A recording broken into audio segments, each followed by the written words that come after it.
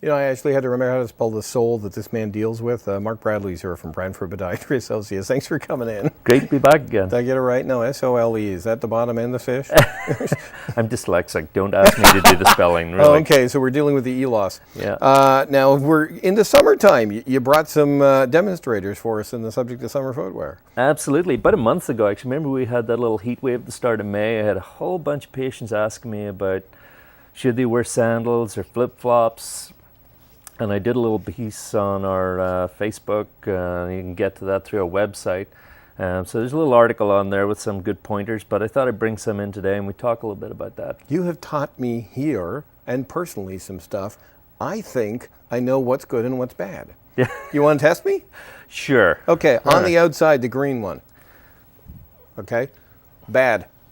Well, no, you see, it's pretty close to the Irish colours. So if you're watching Ireland in the European Cup, this is what you want to be wearing. That should be the only reason why. But that's the only reason. But in terms of quality footwear, I'm saying that's not. Yeah, it's completely flat, right? Very flexible, and there's really no benefits to this other than it saves you from getting puncture wounds. Now, I know I'm going to get some of these wrong because when I look at the second one of the things that hits me is this would be, the black one would be better because it's got a little bit of a heel, but I see a little negative thing in the back there.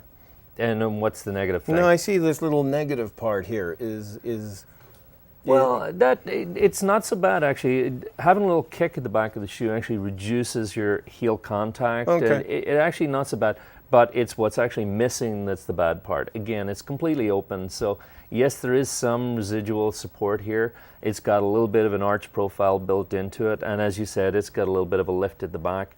But the fact that it's completely open at the back, again, you know, it's not given a ton of control. You know, you and I are famous for never staying on topic, so here we go, curveball. Quick question, do women cause themselves foot problems by having to keep those on?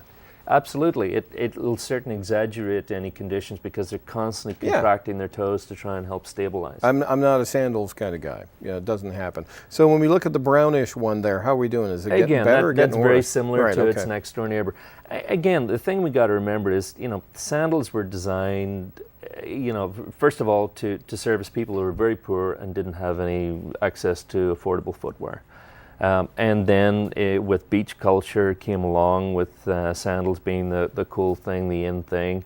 And again, I'm very passionate about water sports. I spend a lot of time doing them, but you know what, when I'm not on the beach and I'm walking the streets, I'm not wearing board shorts and flip-flops. It's just not suitable. So is this last one here, the blue with the straps, is it better but still not ideal? Yeah, again, you know, we're gradually working our way through. If you are going to the beach or you are going over to your next door neighbors to hang out at their pool and enjoy the cool off, something like this is great.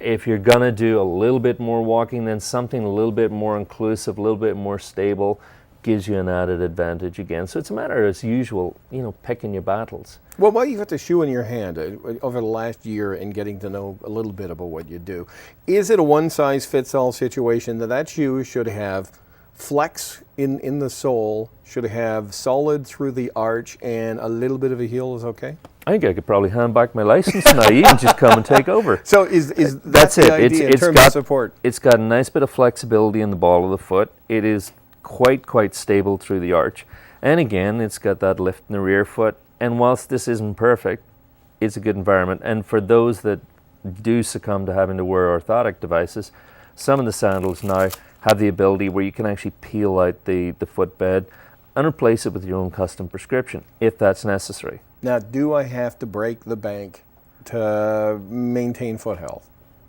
No, and again, you know, we've been through this before where, you know, I mentioned before I got two kids that have got fairly significant foot problems, and in shopping for their footwear, I'm not paying $150 for a pair of running shoes for them. It's going to last about 3 months. Oh my God,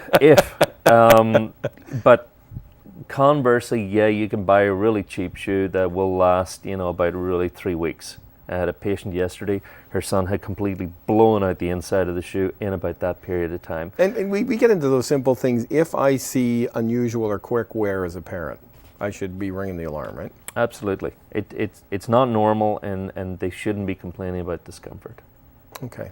Terrific. Well, listen, we're going to see you back here in a couple of weeks, and we'll get into some more information.